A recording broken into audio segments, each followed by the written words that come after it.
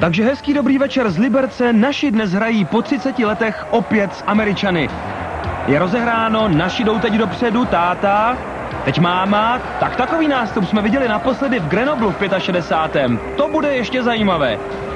Tak teď jsem to možná zakřiknul, ale ne, naši jsou přeci jen ve formě, kde pak chviličku to vypadalo zle, ale naši jsou teď trošičku na koni, tak to bude ještě hodně zajímavé dneska. A je to branka, takže historie se opakuje. Američané jsou značně nervózní a je pískáno, tak tohle vypadá na nedovolený zákrok. Takové okamžiky do sportu rozhodně nepatří, ale naši jsou opět na koni. No to je situace. Atmosféra je tady v Liberci přímo fantastická. Diváci dnes vytvořili v hale pěknou kulisu. Je hezké, že si divák umí za svým sportem přijít.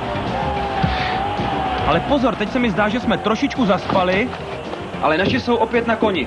No to bude ještě zajímavé.